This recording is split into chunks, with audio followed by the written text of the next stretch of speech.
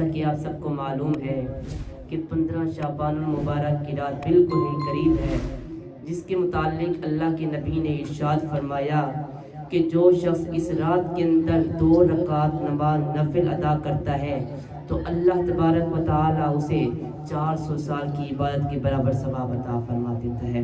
ایک مرتبہ اللہ کے نبی حضرت عیسیٰ علیہ السلام ایک پہاڑ پر تشریف لے گئے۔ آپ نے وہاں پر ایک بڑا ہی خوبصورت پتھر دیکھا۔ اس پتھر کی خوبصورتی آپ کو بہت اچھی لگی۔ اس اظہار تعجب پر اللہ تبارک و تعالی نے فرمایا کہ اے عیسیٰ، کیا تو چاہتا ہے کہ اس پتھر سے بھی زیادہ تعجب والی چیز نہ دکھاؤں تجھ کو؟ تو عیسیٰ علیہ السلام نے رب کی بارگاہ کے اندر عرض کی، مالک میں وہ تعجب والی چیز دیکھنا چاہتا ہوں۔ تو اللہ کے حکم سے وہ پتھر پھٹا، اس کے اندر سے ایک بزرگی والا شخص نکلا۔ عیسیٰ علیہ السلام نے پوچھا کہ یہاں پر تو کتنے سال سے عبادت کر رہا ہے؟ اس نے کہا کہ اے اللہ کے نبی، میں یہاں پر 400 سال سے عبادت کر رہا ہوں۔ تو عیسیٰ علیہ السلام نے رب کی بارگاہ کے اندر عرض کی، مالک کیا اس سے بھی کوئی نیک انسان ہوگا؟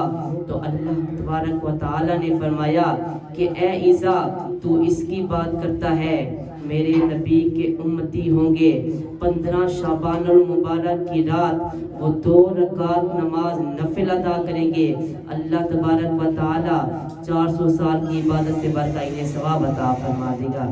میرے بھائی، یہ بڑی برکتوں والی رات ہے۔ اس رات کے اندر جاگیں، خدا کو راضی کریں، مصطفیٰ کو راضی کریں۔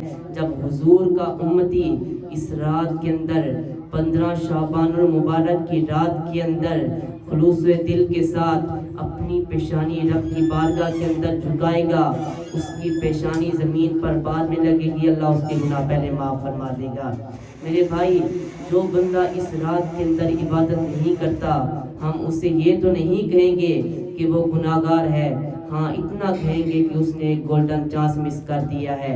کسی کہنے والے نے کیا ہی خوب کہا، آئی شب برات یہ قسمت کی بات ہے، آئی شب برات یہ قسمت کی بات ہے، جاگوں گا ساری رات عبادت کی رات ہے، ہوگی قبول سارے طلبگاروں کی فریاد، بس دل سے پکارو یہ سماعت کی رات ہے۔